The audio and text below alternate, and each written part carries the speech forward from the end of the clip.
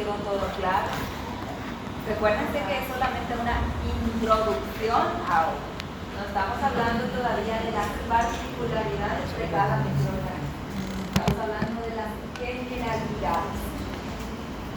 Si quedó todo claro y no tienen dudas, las pruebas parciales tienen que ser verificadas de fecha por el hecho de que unidad pedagógica modificó completamente las fechas, entonces también nosotros tenemos que modificar. Sí, ya tengo. Y por eso ya están más analizados. Entonces ya saben. Bueno, ¿dónde nos habíamos quedado la semana pasada?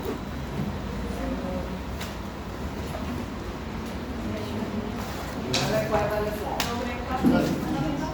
Caricatura, no permanece gráfico, ¿verdad? Morfología bacteriana. Ahí. Bueno, cuando decimos o cuando hablamos de morfología, tenemos que hablar de forma, tenemos que hablar de tamaño y tenemos que hablar de la composición estructural de las bacterias. Ya habíamos visto la clase pasada que las bacterias son células procariotas, por lo tanto no tienen núcleo, pero sí tienen citoplasma. Si tienen citoplasma, entonces van a tener una membrana citoplasmática o una membrana celular. Tienen ribosomas porque sintetizan proteínas. Tienen ribosomas 70S, formado por la subunidad mayor 50S y subunidad menor 30S. Además de eso, algunas especies tienen plásmidos. Los plásmidos son genes de resistencia a antibióticos o genes de virulencia.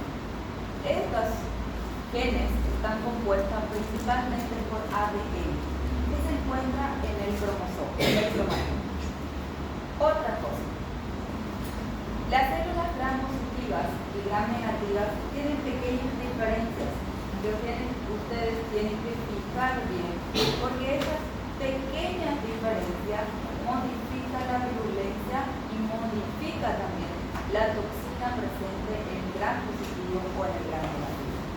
Aquí tenemos los elementos estructurales de las células bacterianas y vemos que tienen elementos que son variables, lo que significa que hay en algunas especies y en otras no.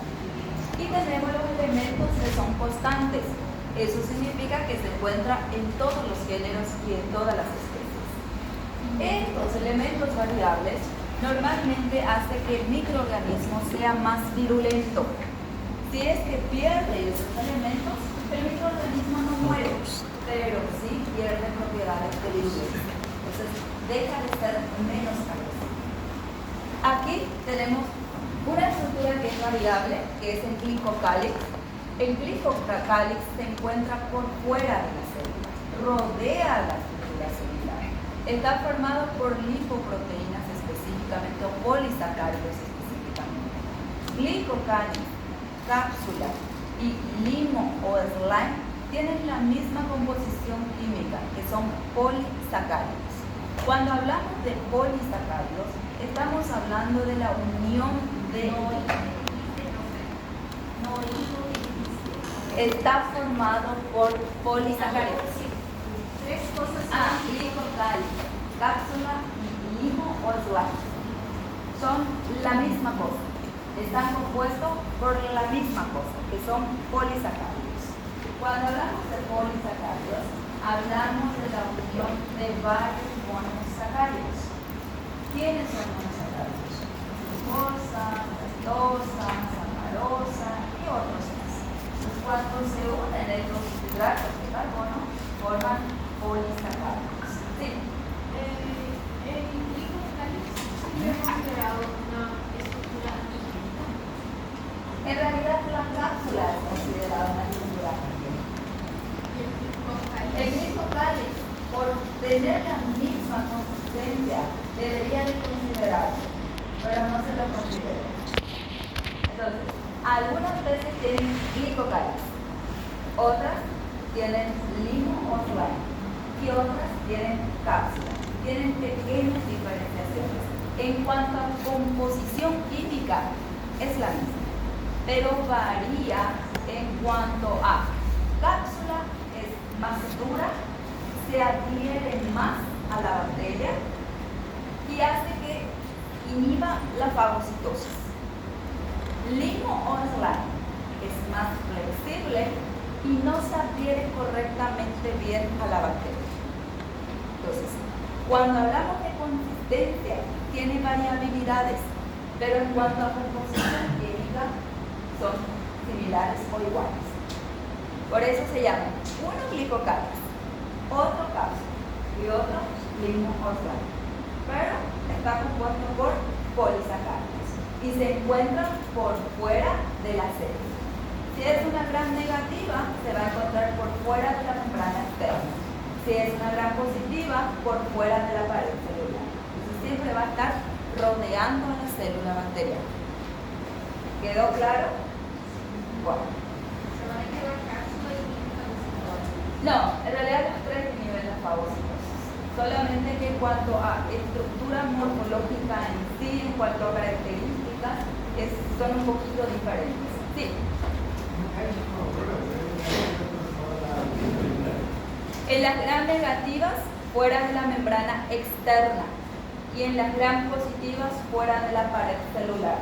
Ya les voy a explicar más adelante por qué uno fuera de la membrana externa y por qué fuera de la pared celular. Inclusiones citoplasmáticas se encuentran en algunas especies, en otras no. Plásmido, ya les había dicho, gen de resistencia o gen de virulencia. Se encuentra en algunas especies, en otras no. Flagelo, le proporciona locomoción a la bacteria. Todas las bacterias que tienen flagelo son móviles. Normalmente las bacterias que tienen flagelo son los vibrios y los bacilos. Los cocos no tienen flagelos.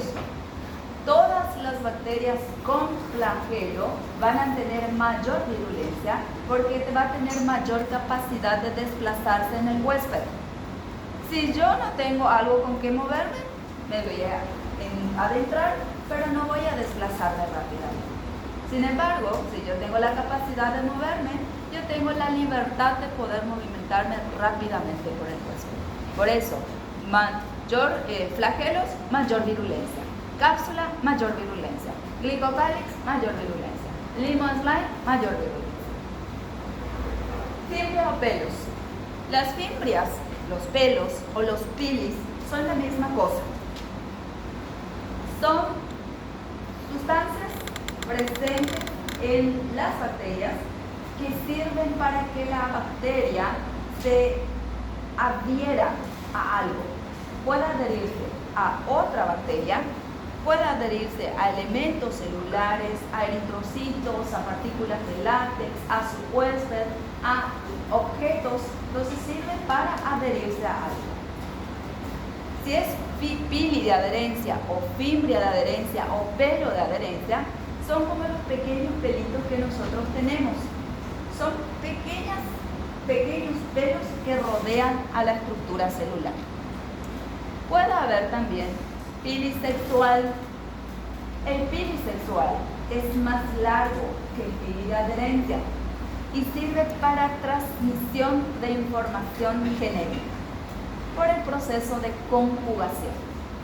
Entonces, yo bacteria tengo un plásmido que tengo un gen de resistencia a antibiótico.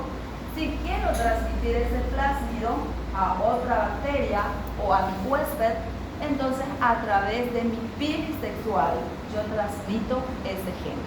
Entonces, ese pilisexual sirve específicamente para transmisión de información genética. Pili de adhesión para adherirse a algo. Se llama pili, fimbria o pelo. La misma cosa. Solamente las funciones van a ir variando. ¿Entendieron? O pilisexual é a mesma coisa que fibras e pelo. Es la misma cosa, solamente que transmite información genética. É um outro tipo. Eso es otro tipo. Sí. Pili de adhesión para adherirse a algo. ¿A qué se puede adherir? Outra A bactéria. otras bacterias, a eritrocitos, a células, a su huésped, a objetos. Entonces, Fibra, pero pili é a mesma coisa. Só são nomes En realidad se llaman, los tres son lo mismo. Son pili, pelo o pilis. Los tres son sinónimos. Solo que normalmente, cuando va a ser para transmisión de información sexual, se utiliza pili sexual. Y cuando es para adherencia, se utiliza pelo o fimbria de adherencia. Pero son la misma cosa. Sí.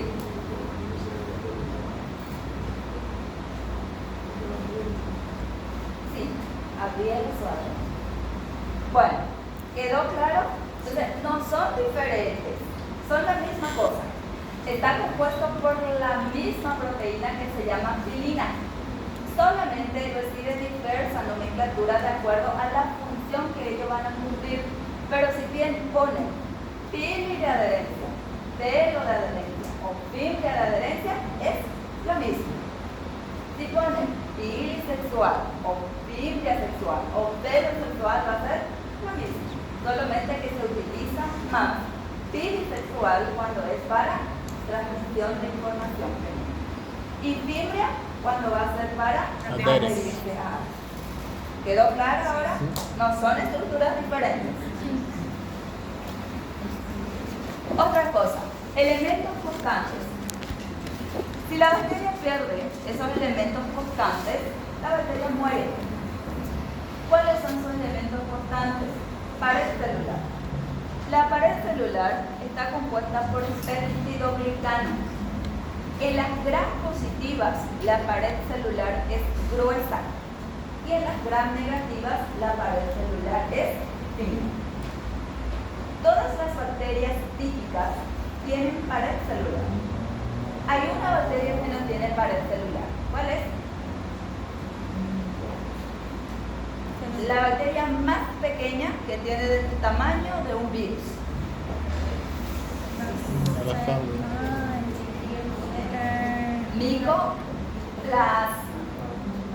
Micoplasma no tiene pared celular, por eso es considerado bacteria atípica. Entonces, las bacterias típicas normalmente tienen pared celular. Esa pared celular es rígida y esa pared celular es la que le proporciona forma a las bacterias. Gracias a esa pared celular podemos decir, esta bacteria es un coco, esta bacteria es un bacilo, esta bacteria es un vibrio o esta bacteria es una espiroqueta. Entonces, pared celular gruesa, gram positivas. Pared celular fina, gram negativas. Composición, peptidoglicanos. Y después ya les voy a explicar que el peptidoglicano está formado por unos componentes químicos. Membranas citoplasmáticas. Tanto bacterias gram positivas como bacterias gram negativas tienen membranas citoplasmáticas. Si pierden su membrana citoplasmática, mueren. Precisamente, pared celular y membrana citoplasmática son lugar de acción de los antibióticos. Hay antibióticos que actúan sobre la pared celular y de esa forma eliminan a la bacteria. Hay antibióticos que actúan sobre la membrana citoplasmática y de esa forma eliminan a la bacteria. Hay otros que actúan sobre la síntesis de proteína y hay otros que actúan sobre el ARN o también actúan sobre el ADN. Entonces, de acuerdo al tipo de antibiótico que actúa, va a destruir una u otra estructura de la bacteria. Y de esa forma, la bacteria va a morir. Ácido nucleico. El ácido nucleico de las bacterias es ADN. ADN que se encuentra inmerso en el citoplasma, en un espacio que se denomina nucleoide. No está en el núcleo como en los eucariotas, pero está en una localización del citoplasma y esa localización se denomina nucleoide. Ribosomas, que ya les había dicho, ellos sintetizan proteínas y tienen el ribosoma 70S formado por la subunidad mayor 50S y subunidad menor 30S.